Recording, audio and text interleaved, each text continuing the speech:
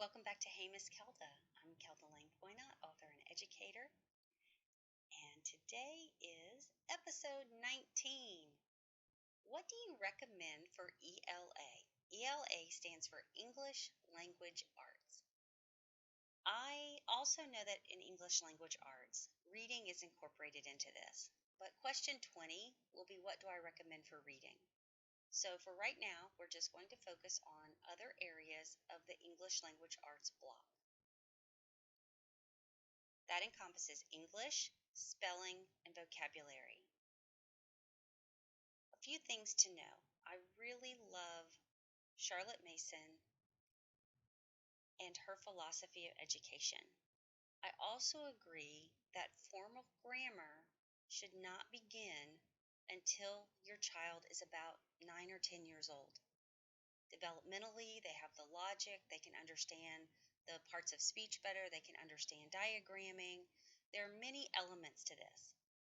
With that being said, I don't believe that we need to ignore a child and their interest in writing and understanding the written language. So, just the conversational or the simple corrections of capitalizing the beginning of each sentence, why we use big letters for important words, why we punctuate at the end of the sentence, why there are breaks with breaths, with commas, things like that. Very simple. But when it comes to formal grammar, all of the parts of speech, diagramming sentences, I really think that we need to wait until third or fourth grade to really begin that focus on the constructs of the English language. Simple subject verb agreement, simple understanding of how thoughts are organized in complete sentences. Those things can, of course, be covered in the early first, second, third grades. But when it comes to the real study of language, I think it needs to wait a little bit longer in their development. I began with Rod and Staff English. It is a lovely, lovely series of English books, and they do diagram, and it's very structured, and it is have some faith-based elements to it. Bible stories and things like that are what they draw from many of their stories and paragraphs and writing sentences. So just to understand that, but Rod and Staff is a wonderful classical model of grammar that I absorbed early on. As I had more children and different kinds of learning styles, and I understood that my subsequent children did not learn grammar the same way as their oldest brother, I began using Easy Grammar, which is also, I love the way it's constructed. I enjoy the way that it's very, I know it says Easy Grammar in the title, but it is the best way to say it is maybe it's just an approachable way. It's not intimidating. They cover nouns, they cover all the parts of speech, but they begin with prepositions and understanding all of the prepositions. And if we take the prepositional phrases out, suddenly the other parts of speech are more easily revealed. So I like the approach of Easy Grammar so much. They also have something called Daily Grams by the same publisher, and once your child is comfortable with grammar and understanding sentence structure, then the daily grams are just a wonderful review, a daily review of all of those grammar concepts.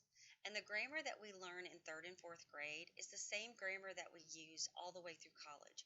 Grammar doesn't change.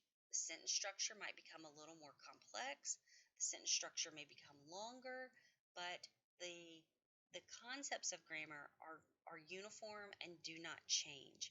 So, just for an understanding of English, I think those are two that I have used and I have loved, and I believe that have laid a very firm foundation for my children in their writing abilities and in their ability to communicate. Spelling. We went through 7 spelling programs my oldest son's fourth grade year. 7. I tried online programs, I tried different um, CD-ROMs. I mean, I just workbooks. It didn't matter. I was trying different spelling programs until my friend just said, "Stop. get AVCO sequential spelling. And I said, isn't that the program for dyslexic children? And she said, just shut up, order the program, it works. Okay. I also dealt with the fact that my child didn't learn phonetically. Although I taught him phonetically, he did not grasp language phonetically. So when it came to spelling, he needed to see patterns. He needed to see visually how words built on one another with prefixes and suffixes and endings and all the exceptions to dropping letters to add, endings to words. So he needed a different approach. What I realized with AVCO sequential spelling is that every day we take a spelling test. Every day that we did school, we took a spelling test. So we might start with the word at the beginning of this book, but we might be studying, spelling attitude, attribution. I mean, anything that went with the word at later on in that book. It also covers the most commonly misspelled words, and we repeat those over and over and over again. Wouldn't, shouldn't, couldn't, doesn't. Things that are commonly misspelled, niece, all of those words that we recommend, accountability, all of those words that we tend to misspell are covered repeatedly in this program. It does start with book one, and you can start that in first grade. But regardless of where you begin AVCO sequential spelling, you need to begin with book one, and it builds to, I think, book seven. I don't know how high it goes. Then also, when you get a spelling book, they're usually vocabulary books because, growing up, we did, here's your spelling list for the week. Write the word 5 times each. Then we maybe defined the word. Then we wrote a sentence with each word. Then maybe we played some kind of a scramble or crossword or did some kind of activity with the words. And then on Friday we had a test. So that was the typical pattern. Even when I was an English and ELA teacher, that's the pattern I used in my classroom. But what I realized is when we go to spelling words, it's different than a spelling list and vocabulary words. And even if you pull those words from your reading, your vocabulary from your reading, or your spelling words from your reading list, it's going to be encompassed into what we use every single day. And I think that's when spelling needs to be applicable. Vocabulary we get from reading.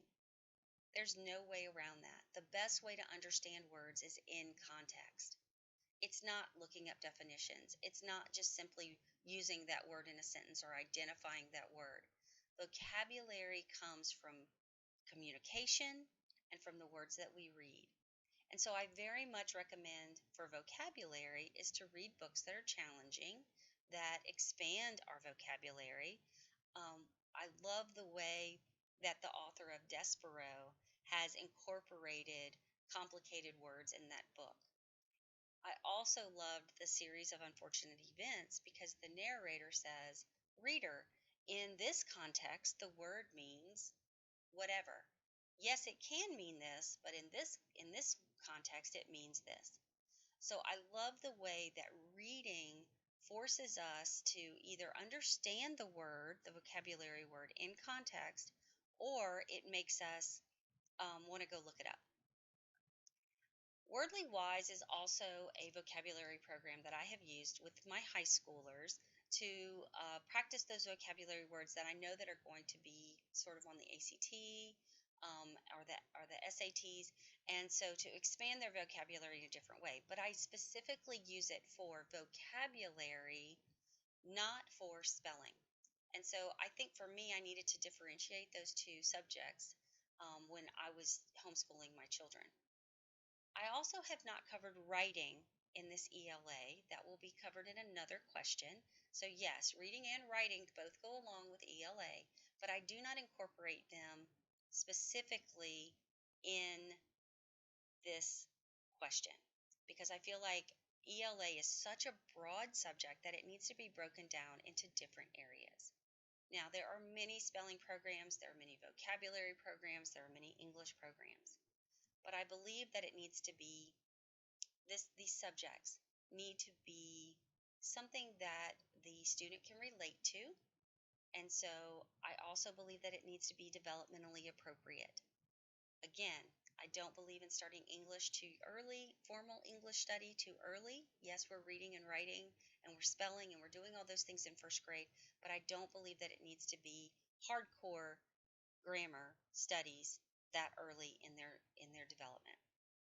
Spelling, again, needs to be words that they use all the time, that they are challenged by, and that are repeated so that they have a good base understanding. Vocabulary, again, comes with what we read and what we experience and just our environment. So for some children, the word entomology might be something commonly used in their household. For others, that may be a completely foreign word. So I just want you to be aware that we want our children to learn vocabulary in a natural way, and I believe reading is the most natural way to do that. So I hope that's answered your question of what I recommend for English language arts.